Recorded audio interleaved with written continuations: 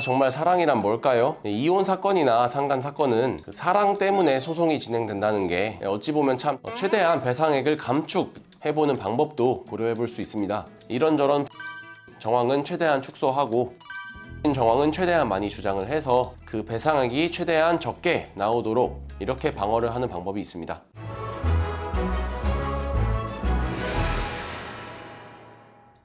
안녕하십니까, 이성우 변호사입니다. 여러분, 부부의 세계 아니면 굿파트너 드라마 보셨나요? 저는 둘 다 정말 재미있게 봤는데요. 그 불륜 드라마들이 픽션이기도 하고 또 남일이니까 재밌기는 하죠. 그런데 이게 막상 본인 일이 돼버리면, 그러니까 실제로 불륜 사건으로 얽혀서 법적으로 문제가 되면 이건 정말 힘든 일이 됩니다. 이게 소송으로 진행되는 경우에는 흔히 상간소송이라고 하는데요. 오늘은 그 상간소송에 대해서 알아보도록 하겠습니다.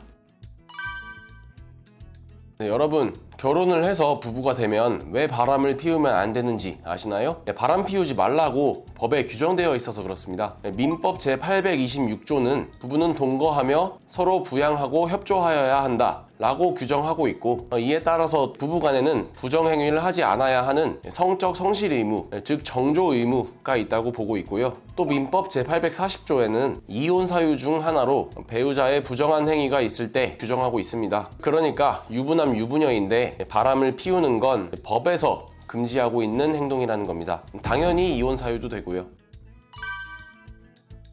과거에는 간통죄라는 규정이 있었습니다. 결혼했는데 불륜을 저지르면 형사처벌을 했던 겁니다. 그런데 2015년경에 간통죄는 헌법재판소 위헌 결정을 받아서 형법에서 삭제돼서 폐지되었고, 이제는 불륜을 저지른 사람이나 상간남이나 상간녀가 형사처벌되지는 않습니다. 간통죄가 없어졌다고 불륜이 법적으로 허락되는 건 아닙니다. 아직 민사상 손해배상 책임은 남아 있습니다. 현행법상 불륜을 저지르면 민사상 불법행위가 성립해서 손해배상 책임이 있게 되고, 불륜의 상대방인 상간남, 상간녀 역시도 공동불법행위가 성립해서 손해배상 책임을 같이 지게 됩니다. 즉, 불륜을 저지른 사람이나 그 불륜의 상대방으로서 상간남, 상간녀도 같이 모두 손해배상으로서 돈을 물어줘야 한다는 겁니다. 그 물어주는 돈을 정신적 손해배상금, 즉 위자료라고 합니다.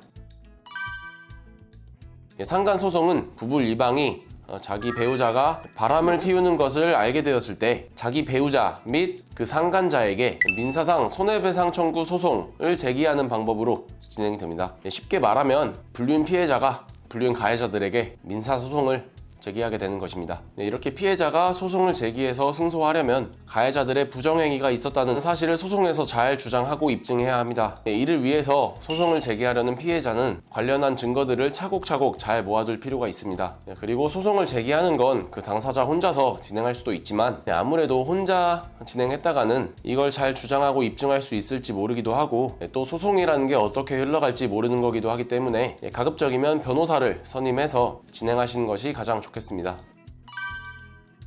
사건을 하다 보면요, 흔히들 배우자가 바람을 피운 것을 알게 되면 그 분노를 참지 못하고 이 법의 테두리를 넘어버리는 경우가 종종 있습니다. 예를 들면 그 상간자를 찾아가서 뺨싸대기를 때린다든지 무릎을 끌린다든지 자동차를 때려 부순다든지 이런 일들이 종종 있곤 하는데, 그런데 이런 행동들을 하면 괜히 역으로 고소를 당해서 처벌될 수 있으니까 그러한 과격한 행동은 최대한 자제하시고 그 분노를 최대한 억제하시는 걸 추천드리고요. 그리고 자기 행동이 이게 범죄가 되는 건지 아닌 건지 잘 모르는 경우들을 말씀을 드려보면, 잠겨있는 핸드폰을 풀어서 그 카카오톡 대화 내용을 몰래 캡처해서 보관하는 건 이건 비밀침해죄나 정보통신망법 위반죄가 될 수가 있고요. 또 배우자에게 몰래 위치 추적기를 달아서 정보를 수집하게 되면 이건 위치정보보호법 위반죄가 될 수가 있고, 또 공개되지 않은 타인 간의 대화를 몰래 녹음을 하면 이건 통신비밀보호법 위반죄, 그런 범죄가 성립할 수 있는 등 이렇게 범죄가 될 수 있다는 것을 잘 모른 채 범죄 행위를 하게 될 수도 있습니다. 이렇게 자칫하면 처벌될 수 있는 위험이 있으니까 뭔가 내 행동이 이래도 되는 건가 싶으면 한번 법률 상담을 받아서 알아보고 진행하는 것이 좋고, 그리고 이미 변호사를 선임하셨다면 그러면 가장 좋지요. 그 담당 변호사에게 이러한 행동을 해도 되는 것인지 안 되는 것인지 물어보고 행동을 하시면 좋겠습니다. 반대로 불륜을 저질렀든 아니면 불륜이 아닌데 오해를 샀든 만일 상간자가 되어서 소송을 당하게 됐다면 이때는 어떻게 방어할 수 있을지 알아보도록 하겠습니다. 먼저 첫 번째로 상대방이 유부남, 유부녀인 걸 몰랐으면 책임을 면할 수가 있습니다. 상간으로 불법행위가 성립하기 위해서는 고의 또는 과실이 필요한데 상대방이 유부남, 유부녀인 줄 모르고 연애를 했다면 이건 고의 과실이 없기 때문에 불법행위가 될 수가 없고 따라서 손해배상 책임도 없게 되는 겁니다. 만일 정말로 상대방이 유부남, 유부녀인 걸 몰랐다면 이건 오히려 피해자라고 보는 것이 맞겠죠. 얼마나 어이가 없겠어요. 게다가 상대방 유부남, 유부녀에게 속아서 성관계까지 나아간 일이 있다고 한다면 이건 오히려 역으로 그 상대방에게 성적 자기결정권 침해를 원인으로 해서 손해배상 청구를 할 수도 있습니다. 다음으로 두 번째 방어 방법으로는 상대방과의 만남이나 교제 관계가 부정행위에 이르는 정도가 아니었다라는 점을 주장해서 책임을 면할 수도 있습니다.